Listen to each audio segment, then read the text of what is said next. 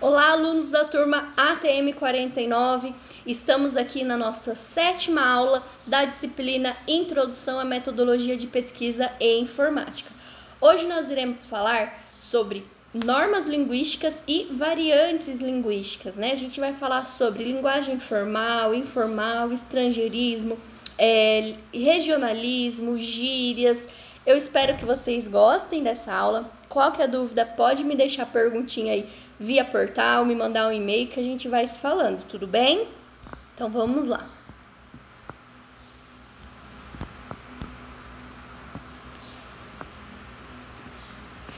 Quando se trata de níveis de formalidade e variantes linguísticas, podemos citar a linguagem formal, né? Quando eu estou numa entrevista, fazendo um trabalho acadêmico, né? Eu utilizo a linguagem formal. A linguagem informal, normalmente ela acontece, né? Na roda de amigos, entre os familiares, né? Mensagens de WhatsApp, né? Com as abreviações, né? Tudo isso se enquadra em questões de linguagem informal. Estrangeirismo são algumas palavras, né, que agregaram ao nosso português, né, algumas palavras estrangeiras. Então, job, drive, Mac, né, case, né, são palavras, né, que se aprimoraram aí dentro do nosso português, tá? Neologismo, né, que são palavras que têm um sentido, mas dentro da frase, né, o interlocutor aí, ele quer transmitir outra informação, tá? Por exemplo, eu deixei um exemplo aqui nessa aula de laranja, né? Quando a gente fala de laranja, a gente imagina a fruta, mas em algumas frases, laranja quer dizer uma pessoa terceira, né? Uma terceira pessoa, então... por exemplo, uma frase: aquela loja está no nome de um laranja, né? Então não é a fruta, né? A laranja, como se o significado de laranja, de cor também, né? Estaria referenciando aí a uma terceira pessoa, tá? Gírias, né? Que normalmente acontece aí em grupos de amigos, né? E regionalismo, né? A questão de sotaque, né? De termos, né? Quem mora lá no sul, quando vem para São Paulo, ou quem mora ali na região da Bahia, Pernambuco, né? Até de Mato Grosso, aqui de Piracicaba, né? Tem um sotaque aí, um regionalismo diferente, bom? A linguagem formal e informal são duas variantes linguísticas que possuem o intuito de comunicar.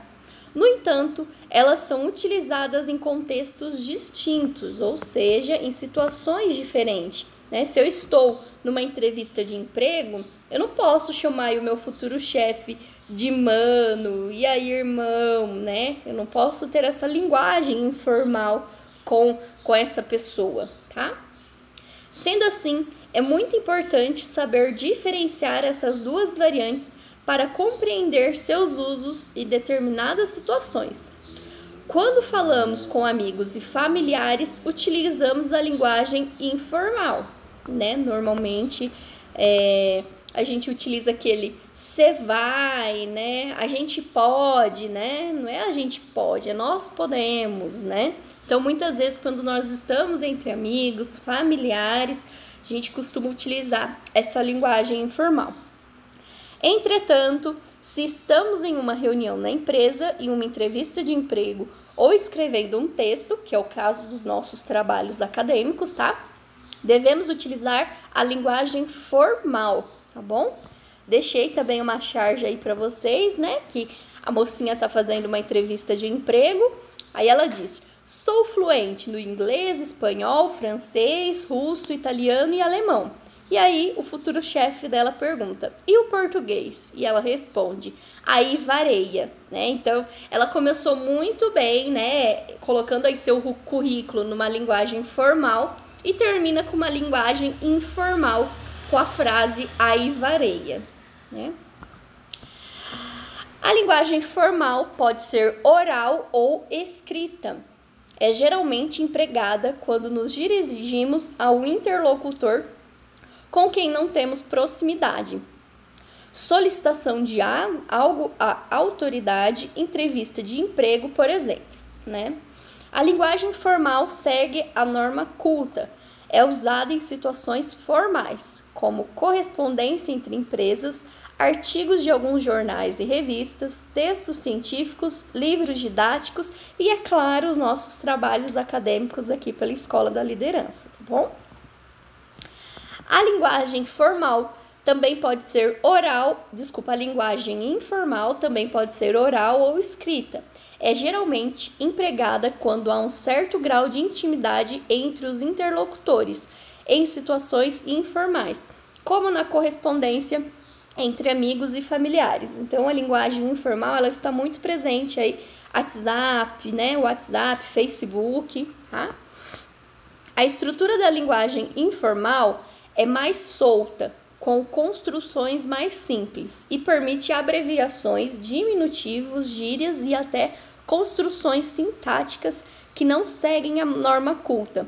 E aí eu deixei aí algumas abreviações que hoje são muito utilizadas, principalmente aí nas redes sociais. Cabeça com cabeça, né? Beijo abreviado, BJ, hoje, HJ, né? Cadê, né? Valeu, você, né? VC. Lembre-se de que usar essa linguagem não significa que o emissor não saiba ou não possa se comunicar de outras formas quando necessário. Então, não é porque eu utilizo, né, abreviações, eu falo algumas gírias, que quando eu estou aí numa entrevista, expondo algum trabalho, eu não consiga utilizar a linguagem formal. Isso, né, não tenha dúvida de que o ser humano é capaz de diferenciar uma coisa da outra. Porém, a gente precisa praticar, né, a linguagem formal, né, posso utilizar a linguagem formal lá com meus amigos, né, minha família, porque senão vai chegar um momento que você só vai estar utilizando aí a sua linguagem informal, tá bom? Então, pratiquem essa linguagem formal, tá? E aí eu deixei um texto, né, na verdade 2 textos, uma com uma linguagem informal e a outra com linguagem formal. O primeiro texto eu vou ler aqui para vocês, ó. É Por que não dancei, né? É o título desse texto. Os meninos estão se divertindo no chafariz da Praça da Sé. Dos 8 aos 15 anos eu também pulava nessas águas. E o chafariz era minha felicidade, mas o tempo passou. Hoje estou com 21 anos e não tomo mais banho na praça. Nesse tempo, os banhos gelados da Sé aos banhos do meu chuveiro quente, quase dancei, quase morri. Fui até o fundo, roubei, fumei crack, trafiquei, fui presa, apanhei pra caramba. Diziam que eu não tinha jeito, estava perdida. Eu mesmo achava que não tinha jeito. Quase todos os meus amigos daquela época de chafariz estão mortos, presos, loucos ou doentes. Gente que andava comigo, fumava comigo ou roubava comigo. Por que não morri? Por que não pirei? Então, na verdade, ela utilizou uma linguagem informal, principalmente na parte em que ela coloca assim, ó, apanhei pra caramba, né? Numa linguagem formal, essa conjunção, ela não deveria ter sido utilizada, tá? E aqui eu deixei um texto também que ele fala numa linguagem formal, né? Tanto que é um dos contos aí de Machado de Assis, é uma linguagem culta, tá? Chama O Enfermeiro, o trecho aí desse texto, né? Chegando à vila, tive má notícias do coronel. Era homem insuportável, estúpido e exigente. Ninguém o aturava, nem os próprios amigos. Gastava mais enfermeiros que remédios.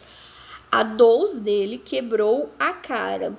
Respondi que não tinha medo de gente sã, menos ainda de doentes. E depois de entender-me com o vigário, que me confirmou as notícias recebidas e me recomendou mansidão e caridade, segui para a residência do coronel. Achei-o na varanda da casa, estirado numa cadeira, bufando muito. Não me recebeu mal. Começou por não dizer nada. Pôs em mim teus olhos de gato que observa. Depois, uma espécie de riso maligno alumiou-lhe as feições, que eram duras. Afinal, disse-me que nenhum dos enfermeiros que tivera pressa para nada dormiam muito, eram respondões e andavam ao faro das escravas. Era até garudos. Nossa, a letra tá muito pequenininha aqui. Então isso, né, Machado de Assis, ele utilizou aí a linguagem formal, não tem gírias, né, não tem linguagem informal, não tem nada de estrangeirismo, tá? É uma linguagem culta, tá bom? Eita! Vou aumentar que senão não enxergo. A forte influência, né, agora a gente vai falar sobre estrangeirismo. A forte influência de algumas culturas que exercem sobre outras, podem ser percebidas no vestuário, na culinária, na música, no cinema e até no comportamento. Então, são algumas palavras estrangeiras. Batman, chip, job, clipe, né, hobby, né? Na língua, pode-se manifestar pelo emprego de estrangeirismo, driving, show, site, né? Tablet. Uma palavra hoje considerada estrangeirismo pode, com o tempo, ser incorporada ao cotidiano do falante e ao vocabulário da língua. Foi o que aconteceu com o lanche e o futebol. Essas palavras assimiladas do inglês, que é lush e futebol, eram estrangeirismos quando começaram a ser utilizadas e agora fazem parte do vocabulário da língua portuguesa. Atualmente, observa-se o uso cada vez mais frequente de estrangeirismo, o que, em geral, tem relação com a globalização dos meios de produção e da economia. E é claro, né, o meio tecnológico, ele veio também trazendo muitos termos de estrangeirismo. Termos como design, case, job, show estão presentes na TV, no rádio, na mídia imprensa, né, e na internet. E quando a gente fala aí de neologismo, os neologismos ocorrem quando o falante necessita expor uma ideia, mas não encontra uma palavra com significado adequado na língua. Então, eu quero dizer uma coisa, porém ela ainda não existe, né? Ou se existe o meu termo, o meu significado para aquela palavra seria outro, tá? Nesses casos, o falante recorre a uma palavra com outra língua, cujo significado expressa bem a ideia. Os neologismos ocorrem também quando o falante usa uma palavra em um sentido novo, diferente do significado original. Algum tempo após o seu uso informal, alguns neologismos são incorporados ao dicionário, isto é, são dicionarizados. Por exemplo, googlar, né? Googar, né? Isso não significa, mas se a gente pensar, parar um pouquinho para pensar, o que seria esse termo? Seria eu entrar lá no Google, né? Digitar minha pesquisa e ter aquilo, né? Eu estaria googando, né? Então, aí eu deixei também, ó, um trecho aí de uma música, né, de carnaval, que alguns termos, algumas palavras, elas não existem, porém, se a gente para pensar um pouquinho, a gente entende o significado delas, tá? Na canção Carnavalha, é um neologismo por aglutinação de palavras. Então, aí começa um trechinho, ó. Repique tocou, o surdo escutou e o meu coração borim, caiuca gemeu, será que era eu quando passa por mim? Faltou uma palavrinha aí, né? Então, assim, coração borim, a gente lembra que é o coração como se fosse um tamborim, são junções de palavras, tá?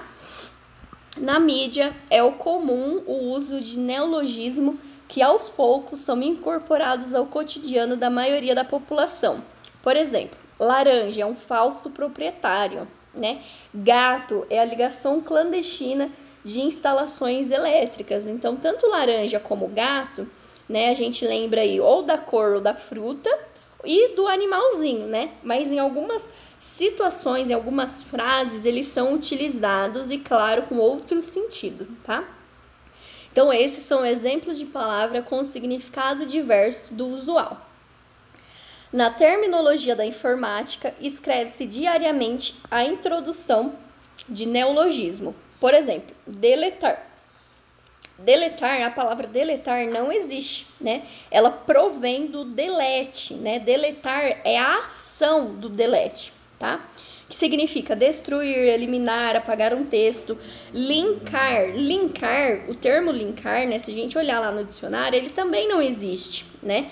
Então, quando a gente fala em linkar, é utilizar aquele link, né? Acessar algum documento por meio de um link eletrônico. Logar também, se a gente procurar lá no dicionário, né? No padrão mesmo, dicionário, não existe a palavra logar, né? Mas ele delivra aí da ação de login, né? Que é de fornecer senha, nome, usuário, para ter acesso a alguma rede aí, algum computador, tá? Então, gírias, né? As gírias, normalmente, elas acontecem aí em grupos de amigos, né? Entre família, que seja, tá? As gírias nascem em um determinado grupo social e passam a fazer parte da linguagem familiar de várias camadas sociais. Podem também ser construídas de estrangeirismo e neologismo. O processo de formação de gírias inclui metáforas, truncamentos, sufixações, acréscimo de som ou sílabas e às vezes palavras de baixo calão, né? Então, demorou, é nóis, sou, se pá, na moral, né? Tudo isso são gírias e nos nossos trabalhos acadêmicos a gente não pode utilizar gírias, tá? Dentro aí de um contexto textual de trabalho acadêmico, tá? Por exemplo, nas frases está um sol de chapar o coco ou não esquenta a moringa com isso, as gírias são formadas com base em metáforas. Coco e moringa estão no lugar de cabeça. Chapar quer dizer esquentar e esquentar, na segunda frase, significa preocupar. E aí a gente vai terminar nossos variantes linguísticos, né, falando sobre regionalismo, tá? No Brasil, a influência de várias culturas deixou na língua portuguesa marcas que acentuam a riqueza de vocabulário e de pronúncia, né? Então, o Brasil tem infinidades aí, né? O nosso Brasil, né? A nossa cultura brasileira é muito variado, né? Em questões aí do português, né? O português falado no Brasil não é o mesmo português, né? Do estrangeiro, né? Italiano, a linguagem indígena, né? Então tem uma grande variedade aí, tá?